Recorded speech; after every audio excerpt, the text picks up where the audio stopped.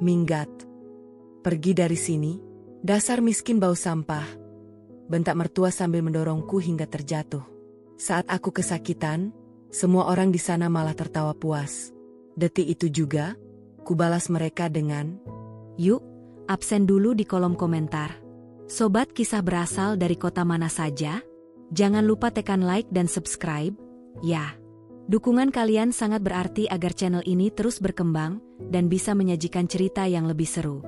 Terima kasih. Namaku Anggita Pramesti. Di mata dunia, dan terutama di mata keluarga suamiku, aku hanyalah selembar kertas kosong yang tidak memiliki nilai.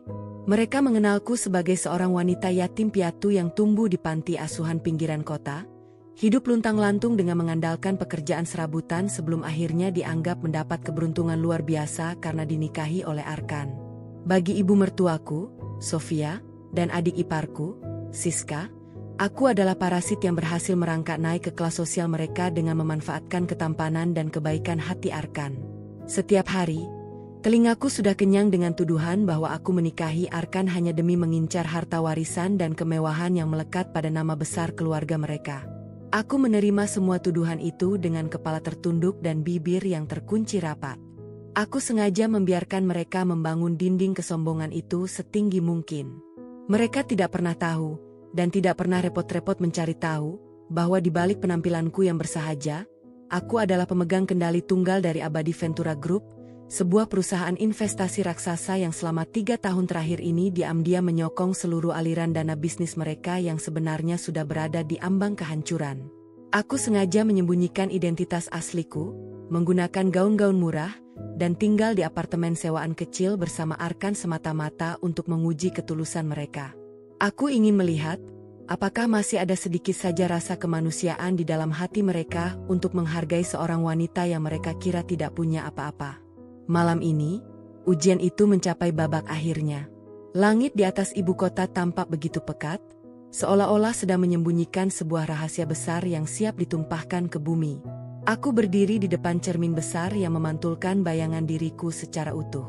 Aku mengenakan sebuah gaun berbahan katun halus berwarna krem pucat, tanpa manik-manik berkilau, tanpa renda yang menjuntai mewah.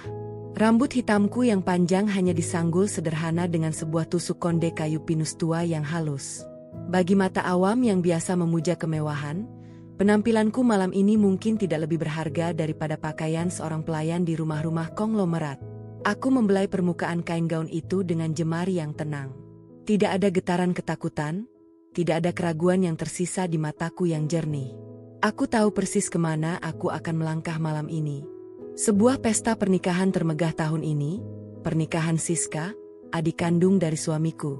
Pesta yang diadakan di salah satu hotel bintang 5 paling eksklusif di pusat kota, sebuah tempat yang konon hanya bisa dipesan oleh orang-orang dengan isi dompet yang tidak berseri. Tempat yang, tanpa mereka ketahui, sertifikat kepemilikan tanah dan bangunannya berada di dalam brankas pribadiku. Pintu kamar terbuka perlahan, memunculkan sosok Arkan yang sudah mengenakan setelan jas hitam yang rapi dan memeluk tubuhnya dengan sempurna. Ketampanan Arkan malam itu tampak begitu dingin, namun ketika matanya menatapku, kilatan kehangatan dan rasa hormat yang mendalam terpancar jelas. Arkan berjalan mendekat, meletakkan kedua tangannya di atas bahuku, menatap pantulanku di cermin. "Kau yakin ingin mengenakan gaun ini, sayang?" tanya Arkan dengan suara baritonnya yang lembut, namun menyimpan ketegasan yang aneh. Aku tersenyum tipis, sebuah lengkungan bibir yang tampak begitu anggun sekaligus misterius. "Bukankah ini yang ibumu dan adikmu inginkan? Mereka selalu ingin melihatku berada di tempat yang menurut mereka pantas untukku. Di bawah kaki mereka. Gaun ini adalah umpan terbaik untuk melihat sejauh mana manusia bisa merendahkan sesamanya hanya karena selembar kain." Arkan mengembuskan napas panjang. Ada rasa perih yang sempat melintas di wajahnya ketika mengingat bagaimana memperlakukannya keluarga kandungnya sendiri terhadap diriku. Namun, rasa perih itu dengan cepat digantikan oleh tatapan sedingin es. "Mereka tidak pernah berubah, Anggita. Sejak hari pertama aku membawamu ke rumah itu, mereka hanya melihatmu sebagai parasit yang menempel pada kekayaanku. Mereka tidak pernah tahu, dan tidak akan pernah menduga, siapa sebenarnya yang mengemis pada siapa di dunia ini." Biarkan mereka menikmati ilusi itu untuk beberapa jam lagi, Arkan, bisikku seraya berbalik dan merapikan kerah jas suaminya. Malam ini adalah panggung sandiwara terakhir mereka. Pastikan kau memainkan peranmu dengan baik di dalam sana. Jangan tunjukkan keberpihakanmu padaku sebelum waktunya tiba. Arkan mengangguk pelan. Ia merengkuh jemariku, merasakan kehangatan yang kontras dengan dinginnya rencana yang telah kami susun dengan sangat rapi selama berbulan-bulan. Di atas meja rias, sebuah kotak beludru berwarna hitam pekat berukuran sedang tergeletak diam. Kotak itu tampak begitu eksklusif, berkilau pelan di bawah pendar lampu kamar. Aku meraih kotak itu dengan gerakan yang sangat hati-hati, seolah-olah sedang memegang takdir seseorang di dalam genggamanku. Ayo berangkat, ujarku tenang. Kita tidak boleh terlambat menghadiri pesta kematian dari keserakahan mereka. Kami berdua berjalan keluar dari apartemen minimalis menuju mobil yang sudah menunggu. Di dalam kendaraan yang melaju membelah jalanan kota yang padat, keheningan menyelimuti kami. Namun, itu bukanlah keheningan yang mencekam, melainkan keheningan dari sepasang penguasa yang sedang bersiap menyaksikan runtuhnya sebuah menara gading yang rapuh. Aku menatap keluar jendela, melihat lampu-lampu jalanan yang berpendar, membayangkan bagaimana wajah Sofia dan Siska ketika kebenaran yang sesungguhnya terkuak malam ini. Skenario penyamaranku telah berjalan sangat sempurna, begitu sempurna hingga mereka benar-benar percaya bahwa mereka memegang kendali penuh atas hidupku. Mobil akhirnya berhenti tepat di depan lobi hotel yang megah, tempat tirai pertunjukan siap dibuka dan seluruh harga diriku akan dipertaruhkan untuk meruntuhkan kesombongan mereka. Lampu kristal raksasa yang menggantung di langit-langit aula utama hotel memancarkan cahaya keemasan yang menyilaukan. Ratusan tamu undangan dari kalangan atas, mulai dari pengusaha sukses hingga pejabat tinggi, memenuhi ruangan dengan obrolan penuh basa-basi dan tawa yang dipaksakan. Aroma parfum mahal menguar di udara, bercampur dengan keharuman ribuan bunga mawar putih segar yang didekorasi di setiap sudut ruangan. Di atas pelaminan yang dirancang menyerupai istana Eropa klasik, Siska berdiri berdampingan dengan suaminya yang berwajah pongah. Siska mengenakan gaun pengantin bertabur berlian yang berkilau setiap kali terkena sorot lampu, senyumnya mengembang lebar, penuh dengan kebanggaan dan kesombongan yang meluap-luap. Di sudut ruangan dekat meja prasmanan kelas atas, Sofia, sang ibu mertua, sedang berkumpul dengan rekan-rekan sosialitanya. Ia mengenakan kebaya beludru modern berwarna merah marun dengan kalung berlian berukuran besar yang melingkari lehernya yang mulai berkerut. Senyumnya mendadak runtuh ketika matanya menangkap sosokku yang berjalan masuk ke dalam aula pesta. Aku berjalan dengan punggung tegak, melangkah dengan ritme yang teratur meskipun pandangan mata berbau cemoohan mulai mengarah kepadaku. Gaun krem sederhanaku tampak begitu mencolok di antara gaun-gaun sutra dan brokat mewah para tamu lainnya. Di sampingku, Arkan sengaja memisahkan diri beberapa langkah di belakang, berpura-pura sedang menyapa salah satu rekan bisnisnya untuk memberikan ruang bagi ibunya melaksanakan aksi yang sudah bisa ditebak. Sofia melangkah dengan cepat, memotong jalanku sebelum aku sempat mendekati area pelaminan. Wajah Sofia tampak mengeras. Matanya menatapku dari ujung rambut hingga ujung kaki dengan pandangan yang penuh dengan kejijikan. "Untuk apa kau datang dengan pakaian seperti ini, Anggita?" desis Sofia dengan suara yang ditekan, namun cukup tajam untuk didengar oleh beberapa orang di sekitar kami. "Apakah kau sengaja ingin mempermalukan keluarga kami di depan para tamu terhormat? Lihat dirimu, kau tampak seperti seorang pelayan yang tersesat di pesta makan malam majikannya." Aku tidak menunjukkan reaksi terkejut sedikit pun. Mataku menatap langsung ke dalam manik mata Sofia dengan ketenangan yang menghanyutkan. "Saya datang untuk memenuhi undangan pernikahan Siska, Ibu. Saya pikir kehadiran dan niat baik jauh lebih penting daripada pakaian yang saya kenakan." "Niat baik?" Siska yang entah sejak kapan sudah turun dari pelaminan bersama suaminya, kini ikut menghampiri dengan wajah yang memerah karena geram. Gaun pengantinnya yang menyapu lantai membuat penampilannya terlihat dominan, namun ekspresi wajahnya sangat merusak keindahan gaun tersebut. "Niat baikmu itu hanya sampah, Anggita. Kau sengaja datang mengenakan baju murah ini agar semua kolega bisnis suamiku mengira bahwa keluarga kami tidak menafkahimu dengan layak. Bukan? Kau ingin mencoreng nama baik ibuku di hari bahagiaku." Beberapa tamu penting yang berada di dekat sana mulai menoleh, berbisik-bisik sambil menutupi mulut mereka dengan kipas atau gelas minuman. Bisikan-bisikan itu mulai memenuhi udara, menciptakan atmosfer yang semakin menyudutkan diriku. Siska merasa di atas angin. Ia melipat tangannya di dada dengan senyum kemenangan yang mengejek. Seharusnya dari awal Mas Arkan tidak pernah membawamu ke dalam kehidupan kami. Lanjut Siska dengan nada yang semakin meninggi, sengaja agar didengar oleh orang banyak. Wanita miskin, tidak punya latar belakang keluarga yang jelas. Kau itu hanya parasit yang beruntung bisa menikmati uang hasil kerja keras kakakku. Berdirinya kau di atas karpet hotel ini saja sudah merupakan sebuah penghinaan bagi tempat ini. Aku tetap diam. Aku merasakan denyut kemarahan yang tertahan dari Arkan yang berdiri tidak jauh dari sana.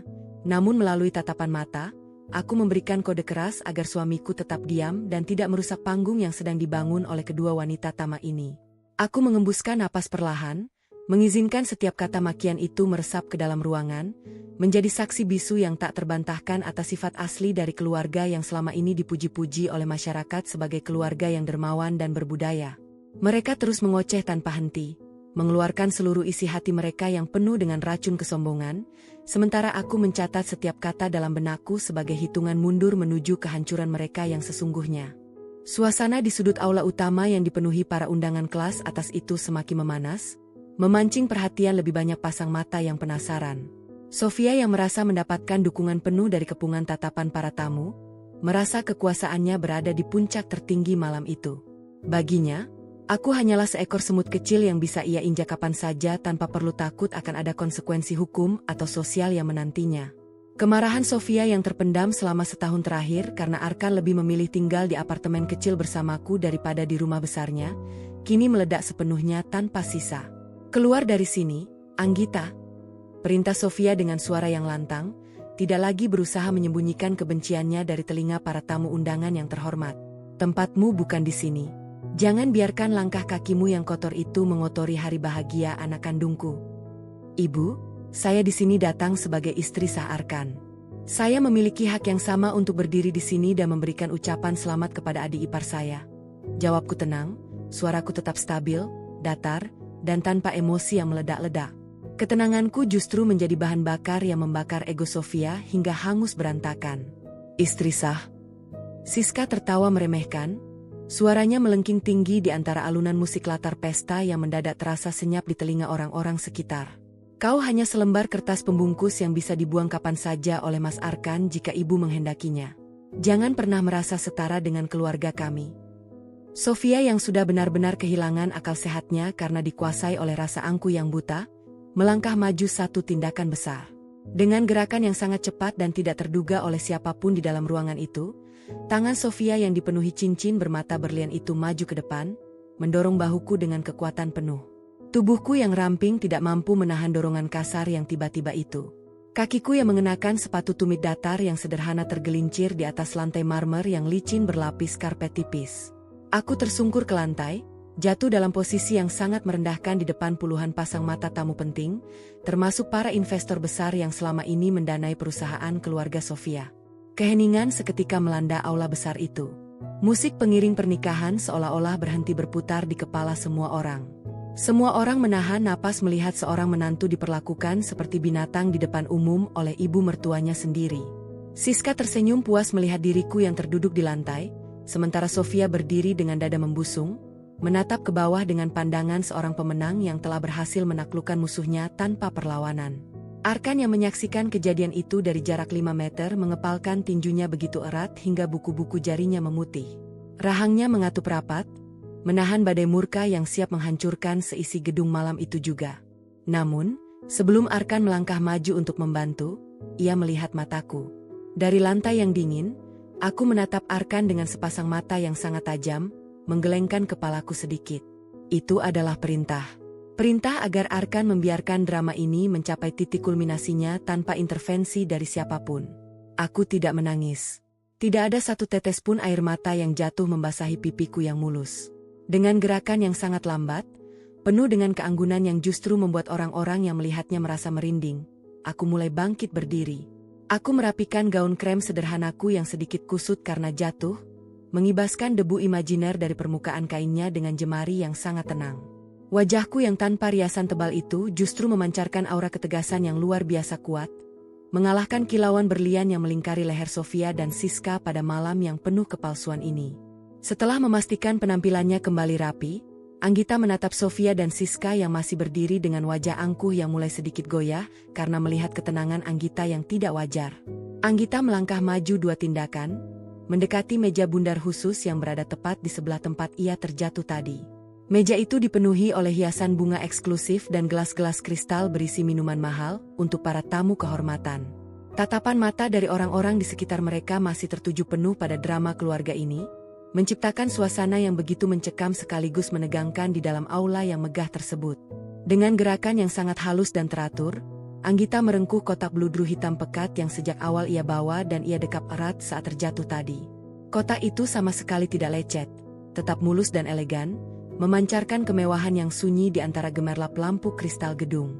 Anggita meletakkan kotak tersebut di atas meja dengan ketukan yang pelan namun terdengar tegas, tepat di tengah-tengah perhatian semua orang yang berada di lingkaran tersebut. Tidak ada kepanikan di wajahnya, tidak ada getaran di tangannya, hanya ada keanggunan yang terasa begitu dingin dan berwibawa. Saya tahu bahwa di mata ibu dan Siska, saya tidak lebih dari seorang wanita miskin yang menumpang hidup pada kemewahan keluarga ini, ujar Anggita. Suaranya terdengar sangat jernih dan bergaung di antara keheningan para tamu yang menonton dengan saksama. Oleh karena itu, saya tidak membawa perhiasan emas atau barang-barang mewah tiruan untuk dihadiahkan pada Siska malam ini. Saya membawa sesuatu yang jauh lebih berharga, sesuatu yang akan memastikan bahwa malam ini menjadi malam yang sama sekali tidak akan pernah bisa dilupakan oleh kalian berdua seumur hidup. Siska mendengus kencang, berusaha keras menyembunyikan rasa tidak nyaman yang tiba-tiba menjalar di tengkuknya melihat senyuman Anggita yang tampak begitu tenang. Paling-paling isinya hanya kerajinan tangan murah atau barang bekas yang kau beli dari pasar loa demi mencari perhatian di hariku. Simpan saja sampahmu itu, Anggita. Kami sama sekali tidak membutuhkan barang tidak berharga dari orang seperti dirimu. Buka saja nanti setelah seluruh pesta ini selesai, Siska, balas Anggita dengan nada yang sangat lembut, hampir menyerupai bisikan seorang ibu yang sedang menidurkan anaknya, namun menyimpan racun yang mematikan di dalamnya. Ini adalah hadiah pernikahan istimewa dariku. Sebuah hadiah yang merangkum seluruh rasa terima kasihku atas semua perlakuan, hinaan, dan dorongan kasar yang telah ibu dan kau berikan kepadaku selama 1 tahun terakhir ini. Anggita kemudian mengalihkan pandangannya kepada Sofia yang masih berdiri dengan dagu terangkat. Anggita memberikan sebuah anggukan hormat yang sangat sempurna, sebuah gestur formal yang biasa dilakukan oleh para bangsawan tinggi ketika mengakhiri sebuah pertemuan dengan bawahannya yang tidak lagi memiliki nilai guna. Setelah itu, Anggita membalikan tubuhnya dengan perlahan, membiarkan kain gaun krem sederhananya berayun mengikuti gerakan tubuhnya yang anggun. Tanpa menoleh lagi, tanpa ada drama kemarahan atau langkah kaki yang terburu-buru karena malu, Anggita berjalan keluar dari aula pesta. Langkah kakinya terdengar begitu berirama di atas lantai marmer. Kepalanya terangkat tinggi dengan pandangan lurus ke depan.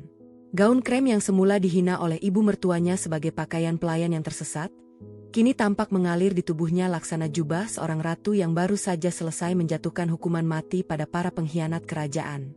Para tamu undangan yang berdiri di sepanjang jalur keluar secara otomatis membelah jalan, memberikan ruang bagi Anggita untuk lewat tanpa ada satu orang pun yang berani mengeluarkan suara coretan atau tawa ejekan lagi.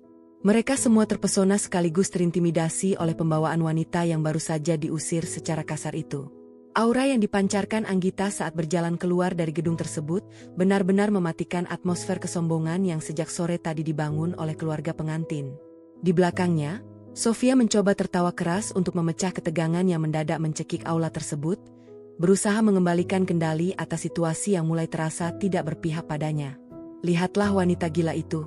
Mengigau di depan umum dengan membawa kotak kosong yang tidak jelas isinya, seru Sofia kepada para tamunya, berusaha keras memulihkan kembali suasana pesta yang sempat beku total akibat tindakannya sendiri. Mari kita lanjutkan pestanya. Jangan biarkan kedatangan seorang pengemis merusak kebahagiaan malam yang indah ini. Musik kembali dimainkan oleh kelompok pemusik di sudut panggung, dan para tamu mulai berpura-pura kembali menikmati acara, namun suasananya sudah tidak lagi sama. Desas-desus mulai menyebar di antara kelompok-kelompok kecil, dan pandangan mata mereka kini seringkali mencuri lihat ke arah kotak bludru hitam yang ditinggalkan oleh Anggita di atas meja utama. Benih-benih kehancuran telah ditanam dengan sangat rapi, dan waktu terus berjalan menuju titik di mana kesombongan keluarga itu akan dihakimi oleh kebenaran yang tidak terbantahkan. Anggita terus melangkah menyusuri koridor panjang hotel yang dilapisi karpet merah tebal.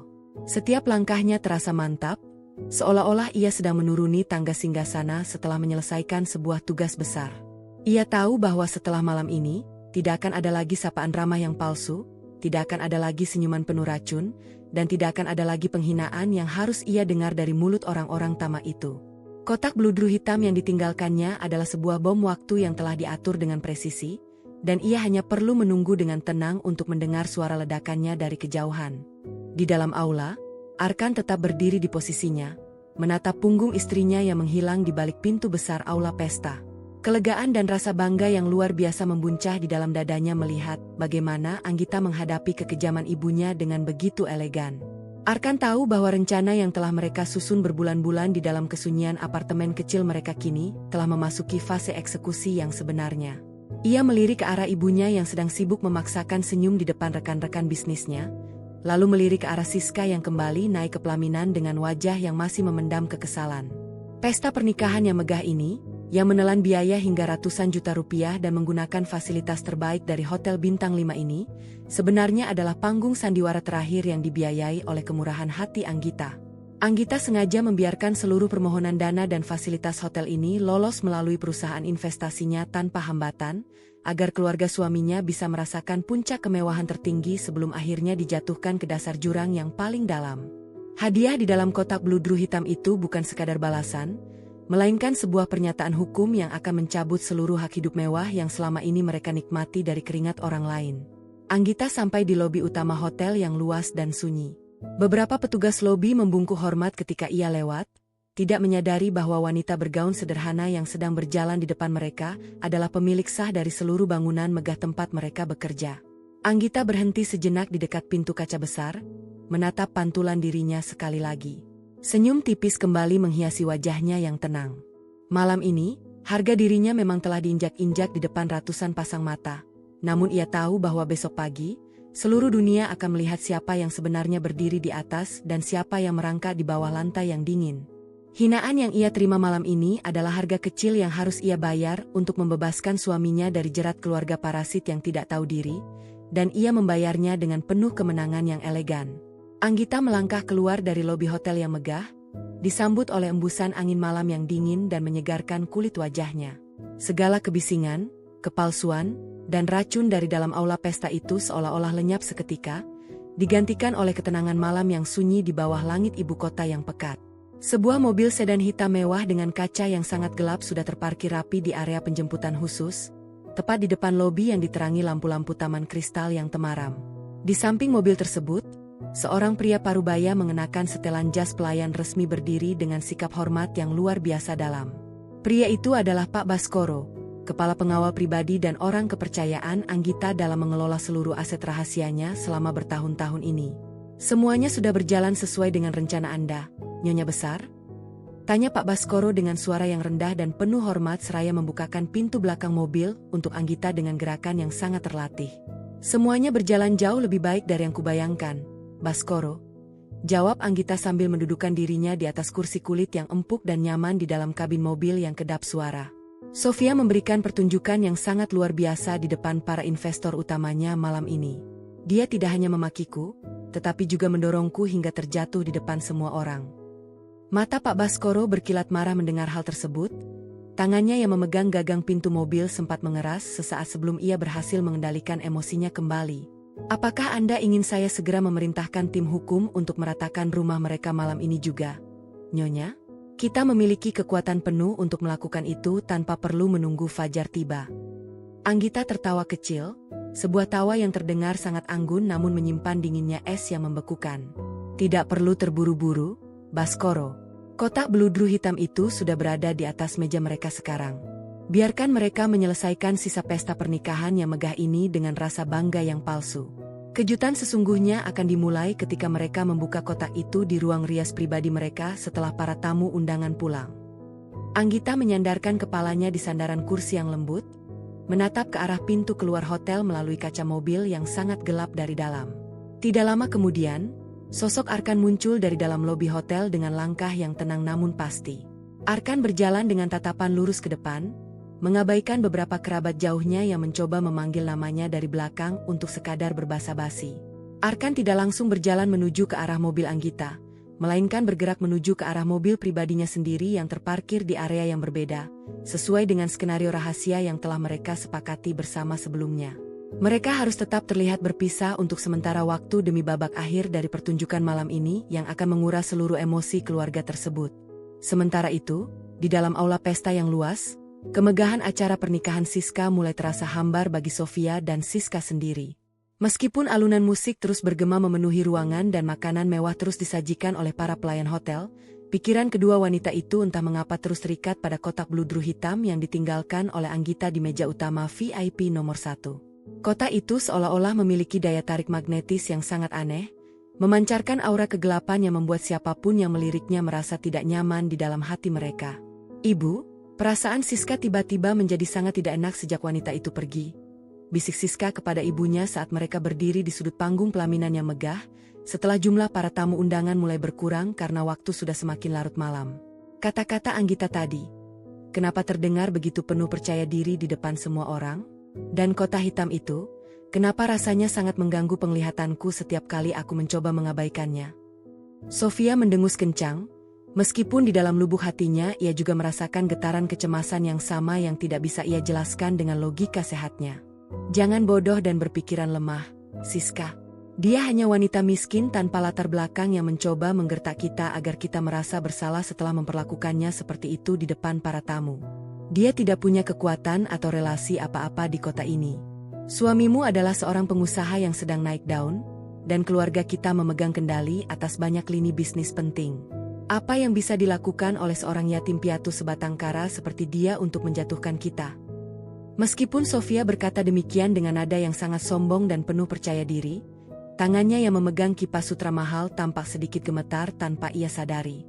Ia melirik kembali ke arah meja VIP nomor 1, di mana kotak bludru hitam itu masih tergeletak diam dengan sangat anggun di antara vas mawar putih, seolah-olah sedang menunggu dengan sabar waktu yang tepat untuk meledak dan menghancurkan seluruh menara kebohongan serta keserakahan yang telah mereka bangun dengan penuh keangkuhan selama bertahun-tahun ini dari hasil memeras tenaga Arkan. Anggita di dalam mobilnya membuka sebuah dokumen di tablet digital miliknya, memeriksa pergerakan saham dan laporan keuangan terbaru dari beberapa anak perusahaan yang berada di bawah naungan Abadi Ventura Group.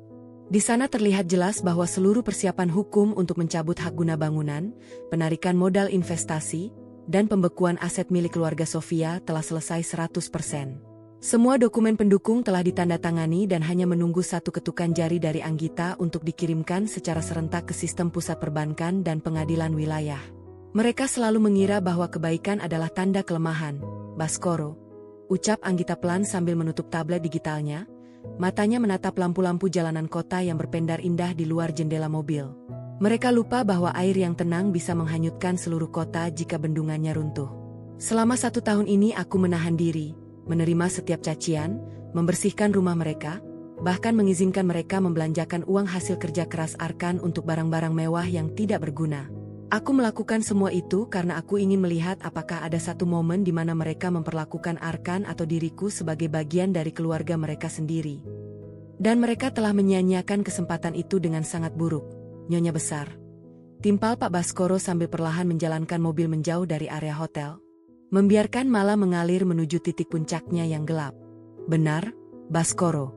Malam ini, Sofia tidak hanya menghina diriku sebagai seorang wanita, tetapi dia juga telah menghancurkan kesempatan terakhir yang dimiliki keluarganya untuk tetap hidup dalam kemewahan. Ketika dia mendorongku hingga tersungkur di lantai dansa tadi, dia sebenarnya sedang mendorong seluruh masa depan keluarganya masuk ke dalam jurang kebangkrutan yang tidak akan pernah ada jalan keluarnya lagi," pungkas Anggita dengan nada suara yang sangat tenang namun penuh dengan ketegasan yang mutlak. Mobil sedan hitam itu pun melaju membelah malam yang dingin, meninggalkan hotel bintang 5 tempat bom waktu emosional dan finansial siap meledak dalam hitungan menit ke depan. Waktu telah menunjukkan pukul 11 malam lewat 30 menit, dan aula pesta yang semula dipenuhi oleh ratusan tamu undangan dari kalangan kelas atas kini telah benar-benar lengang. Lampu-lampu kristal raksasa yang menggantung di langit-langit aula mulai diredupkan satu persatu oleh petugas hotel, menyisakan pendar cahaya keemasan yang temaram dan memantulkan bayangan yang panjang di atas lantai marmer. Hanya tersisa beberapa petugas kebersihan yang mulai membereskan dekorasi bunga mawar putih yang mulai layu serta piring-piring kristal kotor yang berserakan di atas meja-meja bundar. Suasana megah, ceria, dan penuh kepalsuan yang mendominasi sejak sore hari kini menguap begitu saja ke udara malam, meninggalkan kelelahan fisik yang luar biasa dan keheningan yang terasa sangat mencekam di dalam ruangan yang luas tersebut. Sofia, Siska, dan suaminya berjalan menyusuri koridor lantai 2 dengan langkah yang diseret, menuju ke arah ruang rias eksklusif yang sengaja disediakan oleh pihak manajemen hotel untuk keluarga inti pengantin. Ruangan itu sangat luas dan mewah, dilengkapi dengan cermin-cermin besar berbingkai ukiran emas murni, sofa bludru merah marun yang sangat empuk, serta pencahayaan lampu yang dirancang khusus untuk menyempurnakan riasan wajah para sosialita. Siska dengan gerakan kasar langsung melepas tiara bertabur berlian tiruan dari atas kepalanya, lalu melemparkannya begitu saja ke atas meja rias hingga menimbulkan suara benturan yang cukup keras. Wajah cantiknya kini ditekuk masam, menyembunyikan rasa lelah sekaligus kekesalan yang entah mengapa masih mengganjal di dalam dadanya sejak kepergian Anggita dari aula beberapa jam yang lalu. Di atas meja bundar yang terletak tepat di tengah-tengah ruangan tersebut, kotak bludru hitam pekat pemberian Anggita sudah diletakkan dengan rapi oleh salah satu pelayan pribadi mereka. Pelayan itu membawa kotak tersebut atas perintah khusus dari Sofia sebelum mereka naik ke lantai 2. Sofia sengaja ingin membuka kotak misterius itu di dalam tempat yang sangat privat ini, berniat penuh untuk menertawakan apapun isinya bersama anak dan menantunya, sekaligus menjadikannya sebagai bahan ejekan baru untuk merendahkan harga diri Anggita di depan Arkan saat putranya itu menyusul mereka nanti. Di mana sebenarnya Arkan sekarang? Tanya Sofia dengan nada suara yang sangat ketus sambil mendudukan tubuhnya yang gemuk di atas sofa bludru, memijat-mijat pergelangan kakinya yang terasa sangat pegal setelah berdiri berjam-jam mengenakan sepatu hak tinggi berharga puluhan juta rupiah. Kenapa dia tidak mendampingi kita ke ruangan ini? Mas Arkan tadi mengatakan kepada Siska bahwa dia harus mengurus seluruh administrasi pelunasan pembayaran fasilitas hotel di bagian kasir utama di lantai bawah. Ibu, jawab Siska sambil cemberut, merapikan lapisan gaun pengantinnya yang terasa mulai mencekik lehernya karena udara ruangan yang mendadak terasa dingin. Tetapi kenapa prosesnya bisa lama sekali ya? Ini sudah hampir mendekati tengah malam dan dia belum juga memunculkan batang hidungnya di sini. Sebelum Sofia sempat mengeluarkan kata-kata makian untuk membalas ucapan anaknya, ponsel pintar milik Sofia yang berada di dalam tas tangan kulit buatan Prancis mendadak bergetar dengan sangat kencang. Nada dering khusus yang sengaja ia atur hanya untuk panggilan darurat bisnis utama berbunyi dengan sangat nyaring, memecah keheningan yang mulai terbangun di dalam ruang rias tersebut. Sofia mengernyitkan dahinya dalam-dalam, merasa sangat terganggu karena manajer keuangan utamanya di perusahaan tekstil keluarga berani menelepon pada jam yang sangat tidak biasa seperti ini, tepat di hari pernikahan anak perempuannya. Sofia menggeser layar ponselnya dengan gerakan malas, lalu mengangkat panggilan tersebut dengan nada suara yang ditinggikan. Halo, ada apa sebenarnya meneleponku malam-malam buta begini? Bukankah aku sudah berkali-kali katakan kepadamu untuk tidak mengganggu jalannya acara pernikahan Siska dengan urusan kantor yang tidak mendesak? Nyonya besar, mohon maaf sebesar-besarnya, tetapi kita sekarang sedang berada dalam situasi bahaya yang sangat besar. Suara dari seberang telepon terdengar sangat panik. Nada suaranya bergetar hebat dan napas sang manajer terdengar memburu seolah-olah dia baru saja dikejar oleh makhluk halus yang mengerikan. Seluruh sistem jaringan keuangan utama di kantor pusat terkunci secara otomatis dari luar. Dokumen pembatalan investasi massal dan penarikan modal secara sepihak baru saja masuk ke dalam sistem komputer kita 10 menit yang lalu, Nyonya. Wajah Sofia yang semula kemerahan karena sisa riasan mendadak berubah menjadi sangat tegang, guratan-guratan keriput di sekitar matanya mengeras seketika. Apa maksudmu dengan terkunci dan pembatalan investasi? Bicara yang jelas dan jangan membuatku bingung. Siapa orang gila yang berani menarik modal dari perusahaan besar kita tanpa mengirimkan surat pemberitahuan resmi beberapa bulan sebelumnya? Investor misterius terbesar kita, Nyonya Besar. Perusahaan raksasa Ventura Abadi Group yang selama ini memegang lebih dari 80% saham utama dan mendanai seluruh kegiatan operasional pabrik tekstil kita di 3 wilayah. Mereka tidak hanya menarik seluruh modal tunai mereka malam ini juga, tetapi mereka juga baru saja mengirimkan surat perintah eksekusi pengosongan seluruh aset perusahaan atas nama hukum negara karena keluarga kita dianggap telah melanggar klausul kehormatan mutlak yang tertera di dalam kontrak kerja sama bersama mereka. Mendengar informasi yang mengalir deras dari pengeras suara ponselnya, jantung Sofia seolah-olah berhenti berdetak selama beberapa detik penuh. Seluruh persendian tubuhnya mendadak menjadi sangat kaku, rasa dingin yang luar biasa menjalar dengan sangat cepat dari ujung jari kaki hingga ke ujung rambut kepalanya. Lidahnya mendadak keluh, tidak mampu mengeluarkan satu patah kata pun untuk merespons laporan mengerikan dari bawahannya tersebut. Sebelum otak Sofia sempat mencerna informasi yang menghantam lini bisnis utamanya, ponsel milik Siska dan ponsel milik suaminya yang berada di atas meja rias juga ikut bergetar dan berbunyi secara bersamaan dengan nada dering yang sangat panik. "Ibu, apa yang sebenarnya sedang terjadi dengan toko-tokoku?" jerit Siska dengan wajah yang mulai kehilangan warna kulit alaminya, berubah menjadi memucat saat melihat layar ponselnya dipenuhi oleh puluhan panggilan tidak terjawab dan ratusan notifikasi pesan darurat dari kepala staf butik utamanya. "Manajer butik pusatku mengatakan bahwa gedung butik utama kita yang berada di dalam kompleks pusat perbelanjaan paling elit di ibu kota baru saja disegel secara paksa oleh pihak manajemen mall. Mereka mengeluarkan surat resmi bahwa masa sewa tempat kita dibatalkan sepihak karena seluruh area gedung mall tersebut baru saja berpindah tangan ke pemilik baru malam ini juga." Suami Siska yang sejak tadi hanya diam merapikan jasnya, kini menatap layar ponsel pintarnya dengan mata yang terbelalak sangat lebar, memancarkan ketakutan yang luar biasa mendalam. Wajahnya yang semula selalu menampilkan ekspresi pongah dan merendahkan orang lain, kini berganti menjadi ekspresi seorang pesakitan yang sedang menunggu jatuhnya kapa eksekusi. Tubuhnya mulai mengeluarkan keringat dingin yang membasahi kemeja sutra di balik jas mahalnya. Saham utama perusahaan konstruksiku runtuh hingga menyentuh titik nol dalam waktu kurang dari 5 menit di papan bursa. Ucap suami Siska dengan suara yang sangat bergetar, napasnya memburu tidak teratur. "Seluruh vendor material terbesar di 3 proyek jalanku membatalkan pengiriman barang secara serentak tanpa alasan yang jelas. Mereka bahkan menuntut pelunasan utang masa lalu malam ini juga. Ibu, tolong katakan padaku, apa yang sebenarnya sedang terjadi dengan keluarga kita malam ini? Mengapa semua bisnis kita hancur berantakan dalam waktu yang bersamaan seperti ini?" Sofia sama sekali tidak memiliki kekuatan lagi untuk menjawab pertanyaan menantunya. Kepalanya terasa sangat pening, berputar-putar dengan sangat hebat seolah-olah seluruh ruangan rias yang mewah itu sedang diguncang oleh gempa bumi yang dahsyat. Di tengah kekacauan mental dan suara jeritan panik yang mulai memenuhi ruangan tertutup tersebut, sepasang mata Sofia mendadak bergerak secara tidak sengaja, terpaku sepenuhnya pada kotak bludru berwarna hitam pekat milik Anggita yang sejak tadi tergeletak diam tanpa suara di atas meja tengah. Kotak bludru hitam itu tampak begitu kontras di antara kepanikan yang sedang melanda mereka, berdiri dengan sangat kokoh, anggun, dan memancarkan aura dingin yang seolah-olah sedang menertawakan seluruh kesombongan yang baru saja mereka pamerkan beberapa jam yang lalu di hadapan para tamu VIP. Pikiran Sofia langsung melayang kembali pada kalimat terakhir yang diucapkan oleh Anggita sebelum wanita itu melangkah pergi dengan anggun meninggalkan aula pesta. Sebuah hadiah yang merangkum seluruh rasa terima kasihku atas semua perlakuan, hinaan, dan dorongan kasar yang telah ibu dan kau berikan kepadaku. Dengan sisa-sisa tenaga yang ia miliki, Sofia memaksakan dirinya untuk bangkit berdiri dari sofa bludru. Langkah kakinya terasa sangat berat, seolah-olah setiap langkah yang ia ambil harus menyeret beban rantai besi tak terlihat yang sangat tebal di atas lantai marmer yang dingin. Siska dan suaminya yang melihat perubahan ekspresi Sofia secara otomatis ikut melangkah mendekati meja tengah, menghentikan jeritan panik mereka untuk sesaat.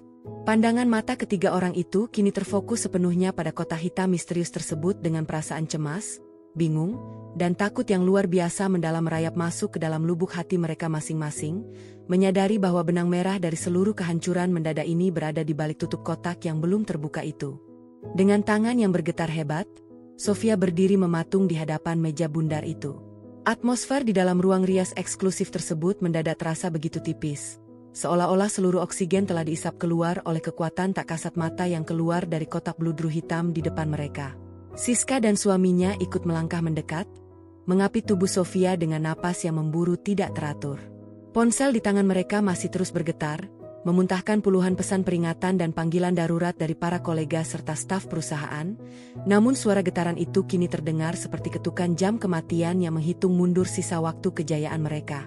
"Ibu, cepat buka kotak itu," bisik Siska dengan suara yang serak, hampir menyerupai rengutan ketakutan.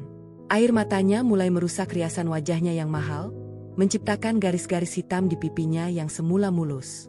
"Buka sekarang, Ibu. Aku ingin tahu kebohongan apa lagi yang coba dimainkan oleh wanita gembel itu untuk menakut-nakuti keluarga kita." Sofia tidak menjawab. Mulutnya terasa sangat kering, seolah-olah ia baru saja menelan segenggam pasir gurun yang panas. Perlahan, jemarinya yang dipenuhi cincin emas bermata berlian murni menyentuh permukaan beludru kotak tersebut. Kain beludru hitam itu terasa sangat dingin di kulitnya, sebuah sensasi dingin yang langsung menjalar ke tulang belulangnya. Sofia menelan ludah dengan susah payah sebelum akhirnya menekan tombol pengunci kecil yang terbuat dari kuningan berlapis emas di bagian depan kotak. Klik. Suara mekanisme pengunci yang terbuka itu terdengar begitu nyaring di dalam ruangan yang sunyi mencekam. Sofia mengangkat tutup kotak bludru hitam tersebut dengan satu gerakan yang dipaksakan oleh sisa-sisa keberaniannya yang terakhir. Siska dan suaminya langsung mencondongkan tubuh mereka ke depan, bersiap untuk melihat dan mencemooh apapun benda murahan yang ada di dalam sana.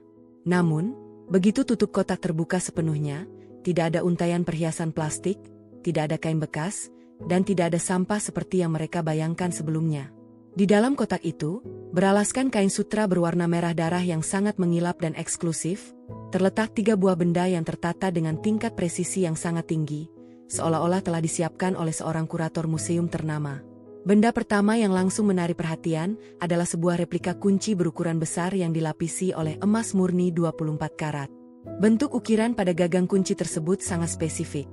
Memiliki detail kepala singa yang sedang mengaum, sebuah lambang khusus yang langsung dikenali oleh Sofia dengan sangat baik. Itu adalah replika kunci gerbang utama dari kompleks kediaman mewah bergaya klasik Eropa tempat Sofia dan seluruh keluarganya tinggal selama puluhan tahun ini. Rumah yang selama ini menjadi simbol status sosial tertinggi bagi keluarga mereka di mata masyarakat luas. Di bawah replika kunci emas tersebut, terletak benda kedua, selembar dokumen tebal resmi berkertas tebal dengan logo cetak timbul berwarna emas metalik di bagian atasnya. Dokumen itu ditulis dengan huruf-huruf kapital yang sangat tegas dan dingin, berbunyi, surat perintah eksekusi pengosongan aset, pemutusan hubungan kerja massal, dan penarikan seluruh hak guna modal atas nama keluarga Sofia. Siska dengan gerakan cepat dan kasar merebut dokumen tersebut dari dalam kotak, membolak-balik halamannya dengan napas yang terengah-engah. Matanya bergerak liar membaca baris demi baris kalimat hukum yang tertera di sana. Ini gila, ini tidak masuk akal. Mengapa ada nama perusahaan kita di sini? Mengapa ada klausul yang menyatakan bahwa seluruh modal usaha pabrik tekstil milik ibu ditarik kembali karena pelanggaran pidana terhadap kehormatan pemilik modal? Namun, kejutan terbesar yang sesungguhnya berada pada benda ketiga yang terletak di bagian paling dasar kotak bludru tersebut. Benda itu adalah sebuah buku dokumen resmi berlapis kulit hijau tua dengan segel holografik negara yang masih berkilau sempurna jika terkena cahaya lampu ruangan. Dokumen itu adalah sebuah akta otentik kepemilikan tanah, bangunan, dan seluruh fasilitas penunjang berukuran besar. Buku akta resmi yang menyatakan kepemilikan mutlak tanpa syarat atas sebidang tanah seluas 2 hektare dan bangunan gedung hotel bintang 5 tempat mereka sedang berdiri dan mengadakan pesta pernikahan megah malam ini. Dan di bagian paling bawah dari halaman pengesahan hukum pada ketiga dokumen tersebut, tertera sebuah tanda tangan yang sangat megah, ditulis dengan sapuan tinta hitam yang tebal, tegas, dan berwibawa, di bawah nama yang dicetak dengan huruf tebal yang sangat jelas. Anggita Pramesti, Direktur Utama dan pemilik sah tunggal abadi Ventura Group. Wajah Sofia mendadak berubah menjadi sangat pucat pasi, kehilangan seluruh rona merah kehidupan alaminya hingga menyerupai selembar kain kafan yang putih bersih. Matanya melotot sangat lebar menatap nama yang tertera di atas kertas tersebut. Pupil matanya bergetar hebat karena horor yang luar biasa dahsyat. Dada Sofia terasa seperti dihantam oleh gada besi raksasa, membuatnya kehilangan keseimbangan secara mendadak. Bruk! Lutut Sofia yang dibalut kain kebaya bludru merah marun mahal mendadak kehilangan seluruh kekuatannya untuk menopang berat tubuhnya sendiri. Wanita parubaya yang beberapa jam lalu berdiri dengan angku di atas pelaminan itu kini jatuh tersungkur, terduduk lemas di atas lantai marmer ruang rias yang sangat dingin. Ponsel di tangannya terlepas, jatuh dan layarnya pecah berantakan di atas lantai, merefleksikan kehancuran mental yang sedang menimpa pemiliknya. Sofia memegangi dadanya yang naik turun dengan sangat cepat. Napasnya tersengal-sengal seperti seorang penyelam yang kehabisan oksigen di dasar laut yang gelap.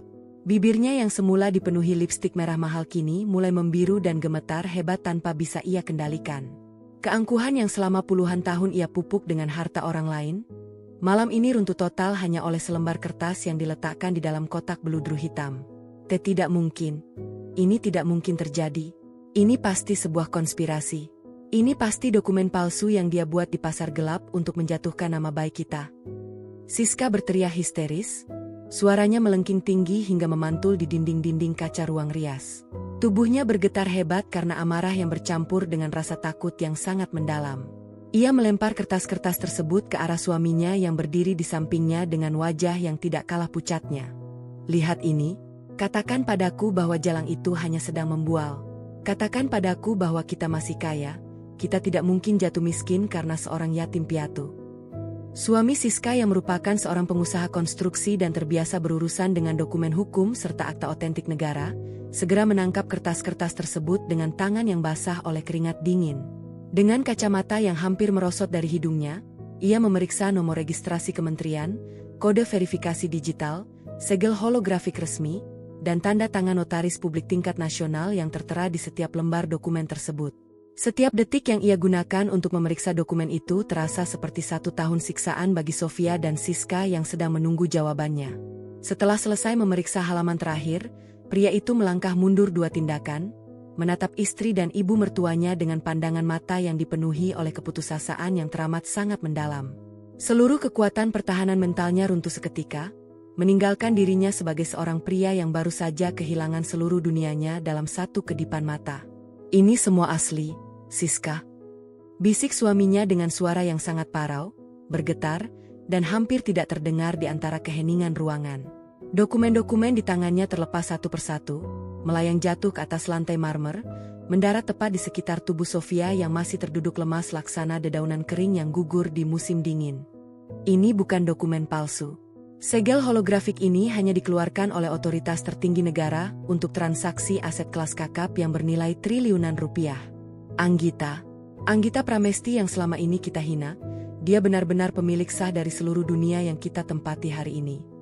Kata-kata dari menantunya itu mengalir masuk ke dalam telinga Sofia laksana aliran air es yang membekukan seluruh organ tubuhnya. Kenyataan pahit yang sesungguhnya kini telah terbuka sepenuhnya, memperlihatkan bahwa kotak bludru hitam yang dibawa oleh Anggita bukanlah sebuah hadiah pernikahan biasa, melainkan sebuah kotak Pandora yang sengaja dibuka untuk melepaskan seluruh badai kehancuran atas keserakahan dan keangkuhan yang telah mereka lakukan selama ini tanpa rasa bersalah sedikit pun. Dan malam itu, di dalam ruang rias yang sunyi, mereka akhirnya menyadari bahwa wanita yang baru saja mereka usir dan injak-injak harga dirinya di depan ratusan pasang mata tamu VIP adalah dewa penolong tunggal yang selama ini memberi mereka napas untuk hidup dalam kemewahan duniawi. Kenyataan pahit yang tidak terbantahkan itu kini telah terhampar secara utuh di atas lantai marmer yang dingin. Sofia masih terduduk lemas, matanya menatap kosong pada lembaran akta berkilau emas yang berserakan di sekeliling tubuhnya. Otaknya yang biasa dipenuhi oleh rencana-rencana licik untuk menyingkirkan orang-orang yang dianggapnya tidak setara, kini mendadak macet total. Setiap kalimat yang tertera di dalam dokumen hukum itu terasa seperti pukulan gada besi yang menghantam dadanya berulang kali, menyisakan rasa sesak yang teramat sangat hingga membuatnya kesulitan untuk sekadar menarik napas. Selama 1 tahun penuh, Sofia selalu membusungkan dada di hadapan teman-teman sosialitanya, membual tentang bagaimana putranya yang tampan dan sukses telah membawakan menantu yang patuh. Namun, di dalam rumah, Sofia memperlakukan Anggita tidak lebih dari seonggok sampah yang tidak sengaja terbawa masuk ke dalam istananya. Ia mengingat kembali dengan sangat jelas setiap detail penghinaan yang pernah ia lontarkan. Ia ingat bagaimana ia sengaja membiarkan Anggita membersihkan seluruh lantai rumah berlantai 3 itu sendirian, tanpa bantuan pelayan, hanya untuk menunjukkan siapa penguasa yang sebenarnya. Ia ingat bagaimana ia selalu menyisihkan makanan sisa untuk sarapan Anggita, sementara ia dan Siska menikmati hidangan mewah dari restoran bintang 5. Semua memori kekejaman itu kini berputar kembali di dalam kepalanya, berubah menjadi monster mengerikan yang siap mencabik-cabik seluruh sisa hidupnya. Sofia tersadar dengan rasa ngeri yang luar biasa bahwa Anggita sama sekali tidak pernah kalah atau tertindas. Wanita itu sengaja membiarkan dirinya dihina, sengaja memakai pakaian katun murah yang dibeli dari pasar tradisional, dan sengaja menundukkan kepala di depan meja makan keluarga mereka semata-mata untuk melihat seberapa jauh kebusukan hati manusia bisa berkembang jika diberi kekuasaan yang semu. "Ibu, ini tidak boleh terjadi. Aku tidak mau kehilangan butiku. Aku tidak mau dicoret dari daftar keanggotaan klub elit kota ini," jerit Siska dengan suara yang melengking tinggi, memecah keheningan yang sempat membekukan ruangan tersebut. Ia menjatuhkan dirinya di atas lantai, merangkak mendekati Sofia lalu mengguncang-guncang bahu ibunya dengan sangat keras, seolah-olah tindakan itu bisa mengubah isi dokumen hukum di depan mereka. "Lakukan sesuatu, Ibu. Panggil pengacara terbaik kita. Tuntut wanita jalang itu atas tindakan penipuan identitas. Dia telah menjebak keluarga kita. Dia sengaja membiarkan kita mengurus pernikahan ini dengan uang yang ternyata berasal dari perusahaannya agar dia bisa merebut semuanya malam ini." Suami Siska yang sejak tadi berdiri mematung di sudut ruangan hanya bisa tertawa sinis. Sebuah tawa keputusasaan yang terdengar sangat hambar dan menyedihkan. Ia menatap istrinya dengan pandangan mata yang dipenuhi rasa muak yang mendalam. Menuntutnya atas dasar apa, Siska? Penipuan identitas? Di dalam hukum bisnis, tidak ada aturan yang mewajibkan seorang pemilik modal atau investor utama untuk memamerkan seluruh kekayaannya di depan orang lain. Anggita tidak pernah memalsukan dokumen apapun. Dialah yang mendirikan Abadi Ventura Group dengan modal pribadinya sendiri yang sah secara hukum negara. Kita yang terlalu buta oleh kesombongan hingga tidak pernah menyadari bahwa seluruh dana segar yang masuk ke rekening perusahaan kita selama ini ditandatangani oleh kuasanya. Pria itu kemudian melepaskan dasi sutranya dengan kasar, melemparkannya ke atas meja rias berbingkai emas dengan perasaan frustrasi yang memuncak. Kau tahu apa artinya ini, Siska? Ini artinya, detik ini juga, kita tidak memiliki apa-apa lagi di dunia ini. Rumah mewah tempat kita tinggal, mobil-mobil sport yang ada di garasi, butik mewahmu yang berada di pusat kota, hingga proyek konstruksi yang sedang aku kerjakan, semuanya dibiayai oleh jaminan aset yang dimiliki oleh Anggita. Ketika dia menarik seluruh hak gunanya malam ini, kita secara otomatis menjadi gelandangan yang memiliki utang triliunan rupiah kepada bank. Mendengar penjelasan suaminya yang begitu gamblang dan dingin, Siska langsung menghentikan guncangan tangannya pada bahu Sofia. Tubuhnya mendadak kaku, matanya melotot lebar menatap hamparan kertas di atas lantai. Ilusi tentang kehidupan mewah, liburan ke luar negeri setiap bulan, dan penghormatan dari para pelayan yang selama ini ia nikmati dengan penuh keangkuhan, runtuh berkeping-keping dalam waktu kurang dari 1 jam. Gaun pengantin bertabur berlian tiruan yang dikenakannya malam ini, yang beberapa jam lalu membuatnya merasa seperti seorang putri kerajaan paling bahagia di dunia, kini terasa sangat berat dan mencekik lehernya, laksana kain kafan yang dipaksakan melekat pada tubuhnya. Di tengah kepanikan dan ratapan yang mulai memenuhi ruangan rias tersebut, Sofia perlahan mengangkat kepalanya yang terasa sangat berat. Pandangan matanya yang mulai kabur karena air mata penyesalan tertuju pada jam dinding besar berlapis perak yang tergantung di atas pintu ruangan. Jarum jam terus bergerak maju dengan suara detak yang teratur, menandakan bahwa waktu hukum tidak akan pernah berhenti atau berputar mundur hanya untuk mendengarkan permohonan maaf dari orang-orang yang telah berbuat zalim. Sofia teringat pada senyuman tipis yang diberikan oleh Anggita sesaat sebelum wanita itu berbalik dan berjalan keluar dari aula pesta pernikahan dengan begitu anggun. Senyuman itu bukan senyuman kemarahan atau dendam yang meluap-luap, melainkan senyuman dari seorang penguasa tertinggi yang sedang menyaksikan para pelayannya bermain-main dengan takdir mereka sendiri. Anggita telah memberikan hadiah pernikahan yang paling istimewa bagi Siska, sebuah hadiah berupa kenyataan bahwa seluruh kemewahan yang mereka pamerkan malam ini sebenarnya adalah milik wanita yang mereka usir dengan kata-kata merendahkan. Kita telah mengusir sumber kehidupan kita sendiri, Siska. Bisik Sofia dengan suara yang sangat parau, hampir tidak terdengar di antara isak tangis anaknya.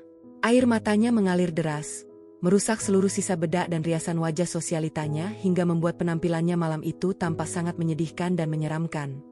Selama 1 tahun ini, Dewa Penolong yang menjaga agar keluarga kita tidak diseret ke dalam penjara karena kasus penggelapan pajak masa lalu berada di dalam rumah kita, membersihkan meja makan kita, dan menerima setiap makian kita dengan tenang. Dan malam ini, dengan tangan kotor ini, aku mendorongnya hingga tersungkur di depan para tamu VIP. Sofia mengangkat kedua tangannya yang gemetar hebat, menatap telapak tangannya sendiri dengan pandangan penuh rasa jijik dan penyesalan yang teramat sangat mendalam. Tindakan kasarnya di aula pesta tadi, yang semula ia maksudkan untuk mengukuhkan kekuasaan dan harga dirinya di hadapan para kolega bisnis, kini berbalik menjadi senjata pemusnah massal yang menghancurkan seluruh garis keturunan dan masa depan keluarganya tanpa menyisakan satu celah pun untuk menyelamatkan diri. Mereka telah jatuh ke dalam jebakan yang mereka buat sendiri karena didorong oleh rasa angkuh dan keserakahan yang tidak pernah mengenal batas kepuasan manusia. Di tengah suasana ruang rias yang dipenuhi oleh isak tangis kepanikan, ratapan penyesalan yang terlambat, dan perdebatan yang mulai kehilangan arah, pintu ruangan mendadak terbuka dengan suara klik yang pelan namun terasa sangat tegas. Suara gesekan engsel pintu besi itu seketika memotong jeritan Siska. Sofia dan Siska dengan gerakan yang serentak langsung menoleh ke arah pintu kayu jati tersebut, berharap dengan sangat besar bahwa sosok Arkan yang datang adalah pembawa solusi, keajaiban, atau setidaknya membawa kabar baik dari pihak manajemen hotel untuk menyelamatkan mereka dari jurang kebangkrutan yang menganga lebar di depan mata. Arkan melangkah masuk ke dalam ruangan rias yang luas itu. Langkah kakinya terdengar begitu mantap, teratur, dan berirama di atas lantai marmer. Wajah ketampanannya tampak sangat tenang, terlalu tenang untuk ukuran seorang pria yang seluruh lini bisnis keluarganya baru saja dihantam oleh badai kehancuran finansial terbesar abad ini. Tidak ada guratan kepanikan di dahinya, tidak ada keringat dingin yang membasahi pelipisnya, hanya ada sepasang mata yang menatap lurus ke depan dengan ketajaman yang luar biasa dingin. Namun, yang paling menarik perhatian dan membuat detak jantung Sofia kembali berdegup kencang karena rasa takut yang luar biasa dahsyat adalah benda yang dibawa oleh Arkan di tangan kanannya. Sebuah koper besar berwarna hitam pekat berbahan serat karbon eksklusif. Koper itu bukan koper baru, melainkan koper pakaian pribadi milik Arkan yang biasanya tersimpan dengan rapi di dalam lemari kamar utama rumah mewah mereka. Kehadiran koper itu di tangan Arkan seolah menjadi simbol lain dari ketidaknormalan situasi malam ini. Arkan. Sofia merangkak dengan sisa-sisa kekuatan fisik yang ia miliki di atas lantai marmer, mengabaikan kain kebaya beludru merah marunnya yang kini terseret kotor dan kusut berantakan. Ia melupakan seluruh harga diri sosialita tingkat atas yang selama puluhan tahun ini ia agung-agungkan di depan umum. Sofia memeluk lutut putranya dengan sangat erat, air matanya menetes membasahi sepatu kulit hitam mengilat milik Arkan. Arkan, nak, tolong kami. Tolong selamatkan ibu dan adikmu malam ini juga. Kau harus mengejar Anggita sekarang. Nak, telepon dia, temui dia dimanapun dia berada. Mohon padanya agar dia mau memaafkan semua kesalahan ibu dan Siska. Sofia terisak hebat. Bahunya berguncang naik turun dengan sangat cepat akibat rasa sesak yang menghimpit dadanya. Ibu mengaku salah. Nak, ibu benar-benar hilaf telah mendorongnya hingga tersungkur di aula pesta tadi. Ibu bersumpah tidak tahu bahwa dia adalah pemilik abadi Ventura Group. Katakan padanya, Arkan, demi rasa cinta yang dia miliki kepadamu, demi ikatan pernikahan kalian yang sudah berjalan 1 tahun ini, jangan biarkan dia menghancurkan keluarga kita seperti ini. Jangan biarkan ibu hidup menggelandangan di jalanan. Siska juga tidak tinggal diam. Ia melepaskan pegangan tangannya pada sofa, ikut bersimpu di samping ibunya dengan wajah yang sudah hancur oleh tangisan histeris. Gaun pengantin bertabur berlian tiruan yang berharga ratusan juta rupiah itu kini tampak menyedihkan, menyapu lantai marmer yang dipenuhi dokumen kebangkrutan yang berserakan. Siska memegangi ujung celana panjang kakaknya dengan jari-jari yang gemetar hebat. Iya, Mas Arkan. Tolong Siska, Mas. Suamiku bisa langsung masuk penjara dan bangkrut total malam ini juga jika Anggita tidak menarik kembali surat pemutusan hubungan kerja massal dan pembatalan proyek konstruksi itu. Jerit Siska dengan suara yang serak dan melengking tinggi penuh keputusasaan. Katakan pada Anggita bahwa kami berdua, ibu dan aku, bersedia berlutut dan mencium kakinya di depan umum jika itu yang bisa memuaskan rasa sakit hatinya. Tolong jangan diam saja seperti ini, Mas. Kau adalah kakakku, kau adalah anak laki-laki satu-satunya di keluarga ini, kau harus membela kehormatan darah dagingmu sendiri. Arkan tidak bergerak setindakan pun dari posisinya berdiri.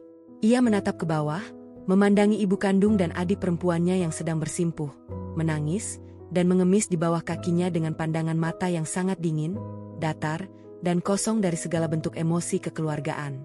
Tidak ada sepercik pun rasa kasihan, tidak ada keraguan, dan tidak ada kehangatan yang tersisa di dalam manik mata Arkan malam itu.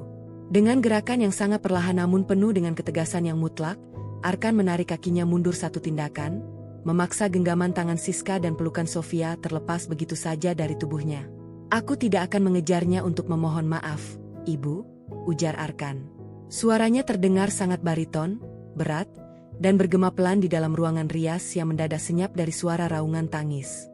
Setiap kata yang keluar dari mulut Arkan terdengar laksana tetesan air es yang membekukan sisa harapan yang dimiliki oleh Sofia. Dan aku juga tidak akan pernah membiarkan Anggita mengubah atau membatalkan satupun keputusan hukum yang telah ia jatuhkan kepada kalian malam ini. Sofia terbelalak lebar, menatap wajah putranya dari lantai dengan pandangan mata yang dipenuhi oleh rasa tidak percaya yang teramat sangat mendalam. Ia merasa seolah-olah pria yang sedang berdiri di depannya ini bukanlah Arkan, anak laki-laki yang ia besarkan dengan segala kemewahan dan fasilitas terbaik hasil dari memeras keringat mendiang suaminya. Apa maksudmu berkata seperti itu, Arkan? Tanya Sofia dengan bibir yang membiru dan suara yang gemetar menahan amarah yang bercampur dengan ketakutan baru.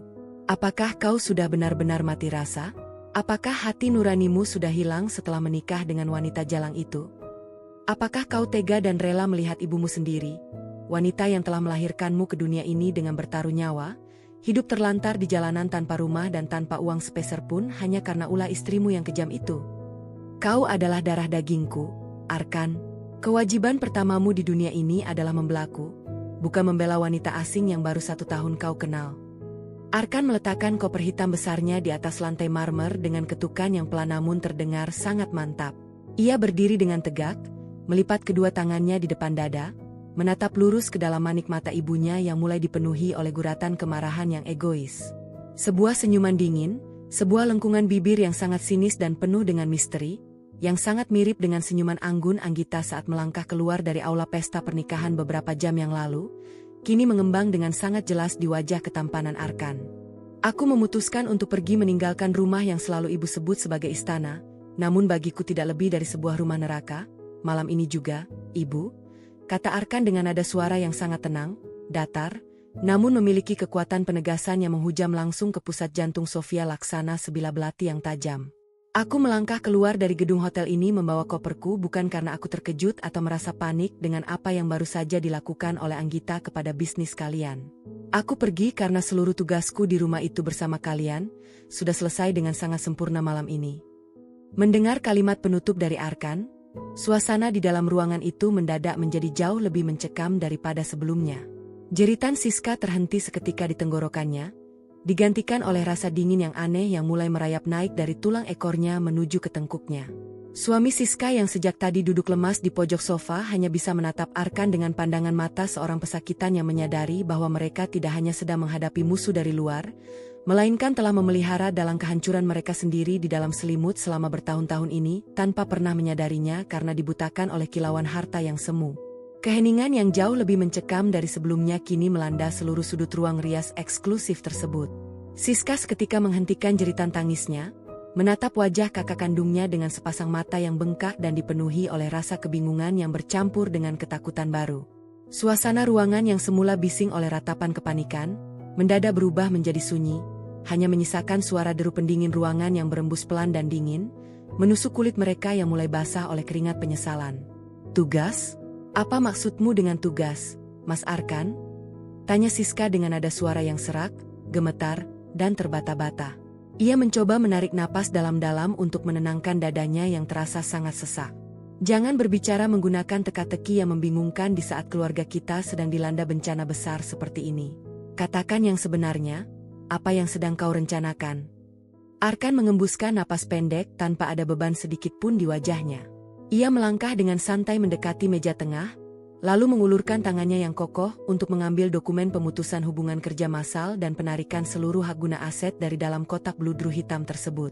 Arkan membolak-balik setiap halaman dokumen tebal itu dengan ekspresi wajah yang sangat tenang, rileks, dan bahkan terkesan sangat menikmati setiap kalimat hukum yang tertera di sana, seolah-olah ia sedang membaca lembaran majalah pagi yang menyenangkan di beranda rumah.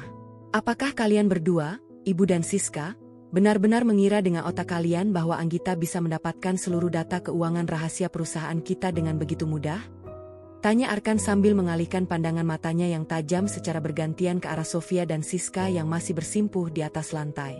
Apakah kalian mengira dia bisa mengetahui seluruh celah hukum bisnis pabrik tekstil milik ibu, hingga menemukan berkas sertifikat tanah dan bangunan rahasia milik keluarga kita hanya dengan mengandalkan kemampuan tim intelijen perusahaannya sendiri dari luar? Sofia menahan napasnya seketika, dadanya terasa seperti berhenti bergerak. Sebuah firasat buruk yang jauh lebih mengerikan dan menghancurkan daripada sekadar kehilangan harta kekayaan finansial kini mulai merayap masuk dengan sangat cepat ke dalam benak dan pikirannya. Sofia menatap wajah putranya dengan tatapan mata yang penuh dengan horor. Arkan, apa yang sebenarnya sedang kau katakan kepada kami saat ini? Bisik Sofia dengan bibir yang memutih dan gemetar hebat. Jangan bilang kalau selama ini kau telah... Ya, Ibu, potong Arkan dengan sangat cepat, tegas, dan tanpa ada keraguan sedikit pun di dalam nada suaranya. Ia melempar kembali dokumen itu ke atas meja hingga menimbulkan suara hempasan yang nyaring. Akulah orangnya. Akulah yang memberikan seluruh data busuk perusahaan, dokumen penggelapan pajak yang Ibu lakukan secara ilegal 5 tahun yang lalu, hingga seluruh celah hukum utang piutang perusahaan konstruksi milik suami Siska kepada Anggita. Akulah yang menyusun seluruh skenario pengalihan aset dan pembongkaran kedok keserakahan keluarga ini bersama Anggita, sejak hari pertama kami memutuskan untuk menikah 1 tahun yang lalu. Kau anak durhaka. Kau pengkhianat darah dagingmu sendiri. Jerit Sofia dengan suara yang melengking tinggi, memecah kesunyian ruangan dengan kemurkaan yang luar biasa besar. Wajahnya yang semula pucat kini memerah padam karena rasa marah yang meledak-ledak, bercampur dengan rasa tidak percaya yang teramat sangat mendalam bahwa anak laki-laki kandung yang selama ini ia besarkan dengan segala fasilitas mewah, ternyata adalah orang yang menusuk punggungnya dari belakang hingga berdarah-darah. Aku yang melahirkanmu. Aku yang membesarkanmu dengan kemewahan. Aku yang menjadikanmu sebagai direktur utama di perusahaan tekstil itu agar kau dihormati orang. Bagaimana bisa kau mengkhianati ibumu sendiri demi membela wanita asing miskin itu? Aku tidak pernah mengkhianati siapapun di rumah ini, Ibu. Aku hanya sedang menyelamatkan diriku dan masa depanku sendiri dari jerat para parasitamak yang tidak tahu diri, balas Arkan dengan suara yang mendadak meninggi, penuh dengan penegasan emosi yang mendalam, emosi yang selama puluhan tahun ini selalu ia pendam dan ia kunci rapat-rapat di dalam lubuk hatinya. Selama 10 tahun ini, sejak ayah meninggal dunia karena serangan jantung, Ibu dan Siska hanya pernah melihat diriku sebagai sebuah mesin pencetak uang otomatis. Kalian memeras seluruh tenaga dan keringatku setiap hari hanya untuk mendanai gaya hidup sosialita Ibu yang tidak pernah ada habisnya, untuk membelikan Siska barang-barang mewah bermerek, perhiasan berlian, dan liburan ke luar negeri. Sementara kalian selalu memandang rendah dan menginjak-injak setiap keputusan hidup yang aku ambil. Arkan melangkah maju 2 tindakan besar, mendekati tubuh Sofia yang masih terduduk lemas di lantai marmer, lalu menatap ibunya dari jarak dekat dengan sepasang mata yang berkilat tajam laksana mata pisau yang siap menghunjam. Ketika aku memutuskan untuk membawa Anggita ke rumah kita 1 tahun yang lalu, aku sangat berharap bahwa Ibu dan Siska bisa menunjukkan sedikit saja rasa hormat sebagai sesama manusia, menerima dia dengan ketulusan hati tanpa melihat latar belakangnya. Namun apa yang kalian lakukan kepadanya sejak hari pertama? Kalian menghinanya setiap hari sebagai wanita gembel yang tidak tahu diri, memperlakukannya lebih rendah daripada seorang budak di rumah kita sendiri, dan selalu mengira dengan penuh kesombongan bahwa dia hanya menikahiku karena ingin mengincar hartaku. Arkan tertawa sinis, sebuah tawa yang terdengar sangat menyakitkan bagi siapapun yang mendengarnya. Kalian benar-benar bodoh dan terlalu buta oleh kesombongan, Ibu. Kalian tidak pernah tahu dan tidak pernah menyadari bahwa sejak 3 tahun yang lalu, perusahaan tekstil yang aku pimpin itu sebenarnya sudah bangkrut total. Perusahaan itu hancur karena seluruh uang kasnya dikorupsi secara terselubung oleh Ibu sendiri untuk memenuhi gaya hidup mewah kalian. Dan tahukah Ibu siapa yang menyelamatkan kita selama 3 tahun ini? Anggitalah orangnya. Dengan menggunakan uang pribadinya melalui Abadi Ventura Group, Anggita yang menyuntikkan dana segar triliunan rupiah secara rahasia ke dalam rekening perusahaan kita agar aku tidak dijebak masuk ke dalam penjara oleh para kreditor dan agar keluarga kita tidak perlu menanggung malu di mata publik. Siska terduduk lemas di atas lantai, kedua tangannya bergerak cepat menutup mulutnya yang terbuka lebar karena rasa terkejut yang luar biasa besar. Seluruh tubuhnya bergetar hebat, air matanya mengalir semakin deras tanpa bisa dihentikan. Siska tidak pernah menyangka, bahkan tidak pernah bermimpi di dalam tidur paling buruknya sekalipun, bahwa seluruh kemewahan duniawi yang ia pamerkan dengan penuh kesombongan di media sosial dan di depan teman-teman geng elitnya selama ini, ternyata adalah hasil dari belas kasihan dan kemurahan hati dari wanita yang selalu ia panggil dengan sebutan wanita gembel dan parasit. Semuanya ternyata hanyalah sebuah topeng kepalsuan yang rapuh, sebuah panggung sandiwara yang dirancang dengan sangat rapi oleh Arkan dan Anggita untuk menyingkap tabir kebusukan hati mereka. Dan malam ini, di dalam ruang rias Hotel Bintang 5 ini, topeng itu telah dihancurkan berkeping-keping tanpa menyisakan satu bagian pun yang utuh oleh orang dalam mereka sendiri yang paling mereka percayai. Kesombongan mereka kini berbalik menjadi bumerang yang mematikan, bersiap memotong seluruh urat nadi kehidupan mewah yang selama ini mereka agung-agungkan tanpa pernah tahu dari mana sumber air kehidupan itu sebenarnya mengalir. Kehadiran Anggita malam ini dengan pakaian yang begitu sederhana adalah umpan terakhir yang kami siapkan bersama. Lanjut Arkan, suaranya bergema di setiap sudut ruang rias yang kini terasa semakin sempit dan mencekam. Ia melangkah mendekati koper hitamnya, memegang gagangnya dengan cengkeraman yang mantap dan tanpa keraguan sedikitpun. Kami ingin memberikan satu kesempatan akhir bagi kalian berdua. Aku sudah berjanji di dalam hatiku, jika malam ini Ibu dan Siska menyambut Anggita dengan ramah, atau setidaknya memperlakukannya dengan rasa hormat sebagai manusia tanpa menghinanya di depan umum, aku sudah menyiapkan dokumen pengalihan saham murni di dalam saku jas ini. Dokumen yang akan membuat perusahaan tekstil Ibu kembali sehat sepenuhnya secara mandiri, lepas dari ketergantungan Abadi Ventura. Arkan menggelengkan kepalanya perlahan, Gurat penyesalan yang sinis terukir jelas di wajahnya yang tampak namun dingin laksana es. Namun, keserakahan, keangkuhan, dan penyakit hati rupanya sudah mendarah daging di dalam tubuh kalian. Kalian tidak bisa melihat manusia lain tanpa membandingkan harga pakaian yang mereka kenakan. Saat ibu melayangkan tangan dan mendorong Anggita hingga tersungkur di atas lantai dansa aula pesta tadi, aku yang menyaksikan semuanya dari kejauhan langsung tahu bahwa keluarga ini sudah tidak memiliki jiwa lagi. Kalian sudah tidak bisa diselamatkan oleh hukum kemanusiaan manapun. Kalian sendiri yang memilih untuk menghancurkan jembatan keselamatan kalian. Arkan, maafkan ibu. Nak, ibu mohon, maafkan ibu. Ibu tidak tahu. Ibu benar-benar tidak tahu kalau dia pemilik dari semua ini. Sofia menangis terseduh-seduh, suaranya parau dan pecah. Ia kembali merangkak di atas lantai marmer, mencoba meraih ujung sepatu Arkan, memohon dengan sisa-sisa kekuatan yang ia miliki. Namun, Arkan dengan cepat melangkah mundur 2 tindakan, menghindari sentuhan tangan ibunya yang kini terasa begitu asing dan penuh dengan kepalsuan. Bagi Arkan, tangisan ibunya malam ini bukan lahir dari penyesalan karena telah menyakiti hati seorang manusia bernama Anggita, melainkan karena rasa takut kehilangan harta, tahta, dan kemewahan yang selama ini memanjakan egonya. Sudah terlambat, ibu. Sangat terlambat, kata Arkan dengan nada suara yang sangat datar, tanpa ada intonasi kemarahan, yang justru membuatnya terdengar jauh lebih mengerikan. Nikmatilah sisa malam ini di dalam gedung hotel mewah ini untuk terakhir kalinya. Silakan habiskan sisa makanan pesta dan tataplah dinding-dinding marmer ini dengan puas. Karena mulai besok pagi tepat pukul 8, petugas jurusita dari pengadilan negeri bersama tim hukum, Abadi Ventura Group akan datang ke rumah utama kita untuk memasang papan penyegelan dan mengosongkan seluruh isinya tanpa terkecuali.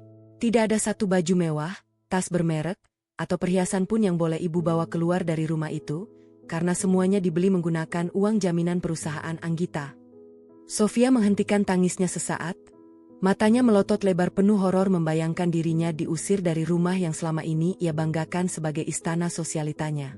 Tubuhnya gemetar hebat. Dadanya kencang membusu mencoba meraup oksigen yang terasa semakin menipis di dalam ruangan berpendingin tersebut. Bukan hanya itu, lanjut Arkan, tatapannya beralih kepada Siska yang masih bersimpuh dengan tubuh lemas laksana boneka kain yang rusak. Seluruh rekening bank, kartu kredit, dan aset simpanan atas nama ibu dan Siska sudah dibekukan secara serentak sejak 1 jam yang lalu untuk keperluan penyelidikan atas dugaan penggelapan pajak berkala dan manipulasi laporan keuangan pabrik yang datanya sudah aku serahkan secara resmi ke pihak berwajib. Tim auditor hukum Anggita sangat rapi dalam bekerja, mereka tidak meninggalkan satu pun celah untuk kalian berkelit. Mendengar kata, pihak berwajib, dan penyelidikan, suami Siska yang sejak tadi duduk lemas dengan wajah pucat di pojok sofa, mendadak memegangi kepalanya. Napasnya memburu cepat. Matanya berputar ke atas sebelum akhirnya tubuhnya terkulai jatuh dan pingsan di atas sofa bludru merah marun tersebut karena tidak kuat menahan tekanan mental dan ketakutan yang begitu dahsyat menghantam hidupnya dalam satu malam. Mas, bangun. Ibu, lihat Mas Tony pingsan. Tolong, bangun Mas. Jerit Siska histeris sambil memukul-mukul dada suaminya yang tidak sadarkan diri. Tangisnya kembali pecah, melengking tinggi memenuhi ruangan yang sunyi. Ia menatap Arkan dengan tatapan penuh kebencian sekaligus keputusasaan yang teramat dalam. Kau kejam, Mas Arkan. Kau tega menghancurkan kehidupan adik kandungmu sendiri di hari pernikahanku.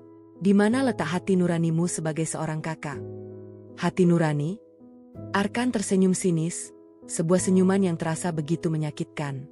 Di mana hati nuranimu saat kau menyuruh Anggita mencuci semua gaun kotormu minggu lalu sambil mencacinya sebagai wanita tidak berpendidikan? Di mana hati nuranimu saat kau menertawakannya di depan teman-teman arisanmu karena dia mengenakan tas kain murah? Kalian tidak pernah memikirkan hati nurani orang lain ketika kalian berada di atas, Siska. Sekarang, saat roda itu berputar dan melindas kalian, jangan pernah meminta hal yang tidak pernah kalian miliki kepada orang lain. Arkan membalikkan tubuhnya dengan perlahan, memegang gagang pintu kayu jati ruang rias dengan tangan kanannya yang kokoh. Ia menarik kopernya mendekat, bersiap untuk melangkah keluar dari kehidupan masa lalunya yang penuh dengan kepalsuan dan pemerasan emosional. Ia tidak menoleh lagi untuk melihat air mata palsu, jeritan histeris, atau ratapan penyesalan dari orang-orang yang selama puluhan tahun ini mengira diri mereka adalah penguasa takdir hidupnya. Bagi Arkan, malam ini adalah hari kemerdekaannya yang sesungguhnya. Dengan satu gerakan yang tegas dan tanpa keraguan, Arka membuka pintu ruang rias tersebut dan melangkah keluar ke koridor yang sepi. Ia menutup pintu ruangan itu rapat-rapat di belakangnya, memutuskan seluruh ikatan darah yang telah ternoda oleh keserakahan yang tidak pernah mengenal batas kepuasan manusia. Suara dentuman pintu yang tertutup rapat itu terdengar begitu nyaring, bergaung laksana suara ketukan palu hakim yang menjatuhkan vonis hukuman seumur hidup bagi Sofia dan Siska di dalam pengadilan moral. Di dalam ruangan rias yang luas dan penuh dengan kemewahan yang kini terasa begitu mencekik dan dingin, kedua wanita tersebut kini harus menghadapi kenyataan pahit bahwa mereka telah membuang, menghina, dan mengusir sumber kehidupan mereka sendiri demi sebuah ilusi harga diri yang semu. Menara gading yang mereka bangun dengan penuh keangkuhan di atas penderitaan orang lain kini telah runtuh total menjadi puing-puing tajam yang siap melukai dan menjerat diri mereka sendiri dalam kemiskinan dan kehancuran, tanpa ada satu orang pun di dunia ini yang akan datang untuk menolong atau mengasihani mereka lagi. Kebangkrutan mutlak, baik secara finansial maupun moral, telah resmi menjadi hadiah pernikahan yang paling tidak terlupakan bagi keluarga Sofia. Arkan berjalan keluar melewati koridor lantai 2 hotel dengan langkah yang terasa sangat ringan, seolah-olah seluruh beban berat tak kasat mata yang selama puluhan tahun ini menindih bahunya telah menguap bersama angin malam. Di sepanjang lorong yang dilapisi karpet merah tebal itu, tidak ada lagi suara makian ibu kandungnya yang menuntut uang, tidak ada lagi rengetan manja adiknya yang meminta barang-barang bermerek mewah.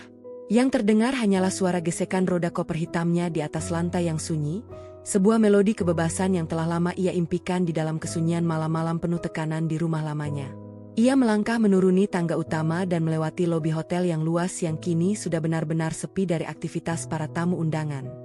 Beberapa petugas keamanan dan pelayan hotel yang masih terjaga membungkuk dengan sikap hormat yang sangat dalam saat Arkan berjalan melintas. Mereka tidak tahu bahwa pria yang sedang berjalan membawa koper itu baru saja menumbangkan salah satu dinasti keluarga paling sombong di kota ini dari dalam ruang rias. Arkan mengangguk pelan membalas penghormatan mereka, lalu melanjutkan langkahnya menuju ke arah pintu kaca besar yang mengarah ke area penjemputan khusus di pelataran luar. Di luar gedung, udara malam berembus cukup kencang, membawa kesegaran yang langsung mengusir sisa-sisa atmosfer beracun dari dalam ruang rias tadi. Di sana, di bawah pendar lampu taman yang temaram, sebuah mobil sedan hitam mewah dengan kaca yang sangat gelap masih terparkir dengan setia. Mesin kendaraan tersebut menyala dengan sangat halus, hampir tidak memunculkan suara bising di tengah keheningan malam yang larut.